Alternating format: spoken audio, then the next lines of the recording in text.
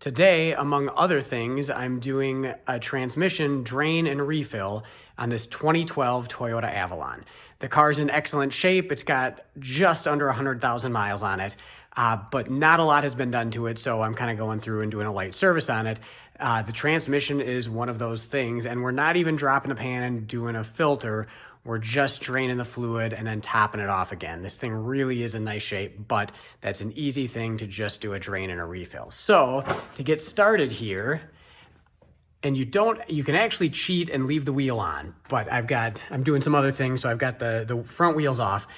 So for starters, you've got two 10mm fasteners here that hold this cover, which I've dropped down, but two 10mm fasteners, you can just push this down, and then we've got a 24mm fill hole right here in the side of the transmission. So I've cracked that loose, it's ready to come out. Now we're gonna go underneath, pop up under here, crack the plug loose. See if we can do it by hand.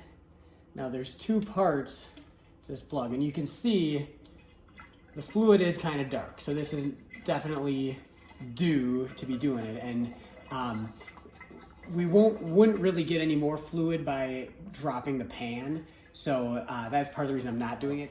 So we've started it draining. You can see we've got some out, but the next thing is there's the fill level tube that's buried in here, and so we're going to make more of a mess and put this same 6mm Allen up in the hole, which should fit nicely into the fill level tube, and you could probably do this entirely by hand. I did put the wrench on it to begin with, but we're gonna run it out by hand the rest of the way, and when you have it totally out, we can pull it. Now, if you see this is what helps us set the fill level when we top it back off again. So if we didn't pull this out, we're essentially draining it to the level it's supposed to be at when it's full, warm, and running.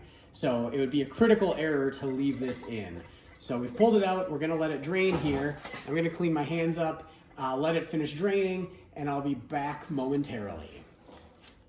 Okay, we've got everything drained out now, so I'm going to put the fill level tube back in, and I'm gonna do this entirely by hand. This should not be tightened down. We're gonna run it in until it stops. And then I will put the drain plug back in.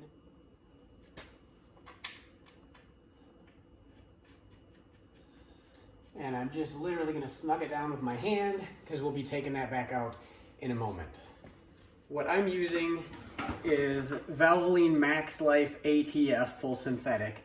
If you look on the back, it clearly states that it meets the Toyota, wherever it is here, the Toyota Lexus WS, among other things, but the WS standard, which is what this transmission requires.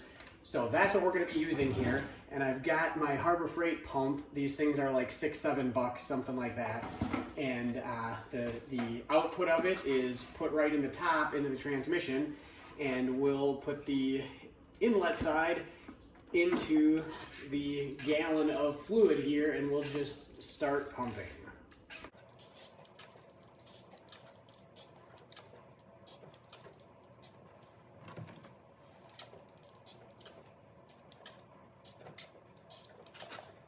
We're starting with 2.5 quarts. We're gonna start it up, run it through the gears, and we're gonna see where that gets us once we get it up to operating time. On this vehicle, we're supposed to be between 104 and 110 degrees for the temperature of the transmission.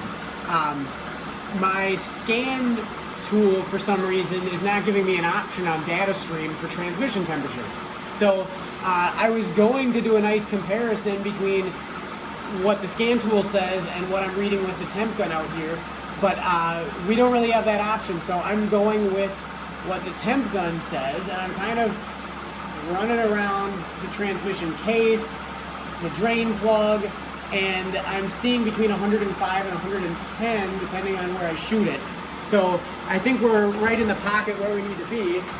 So we'll set the temp gun aside and we're gonna pull out the drain plug, and we'll see, like I said, I put 2.5 quarts in, so not a whole lot, but that's what it sounded like was about what I needed to do.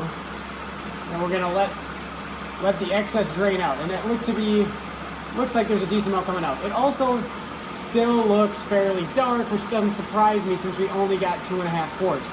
So this might be a procedure that you want to repeat a couple times in order to kind of work new fluid through the system and kind of dilute the old fluid with new fluid. How many times is up to you, but I think I would probably do it a couple times because this fluid definitely is not looking like brand new fluid, and we only got 2.5 quarts of new fluid in. So now we're pretty much down to just a couple drops, so I would say that's good. We'll get the drain plug going back in here.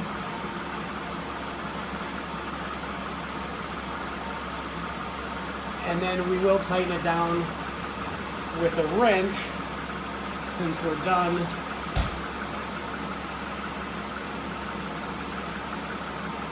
with draining anything out now.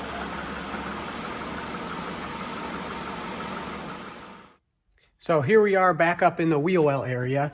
I've tightened down the fill plug on the transmission, and I've reinstalled these two 10mm bolts, and now we're ready to put the wheel back on, and it's a done deal.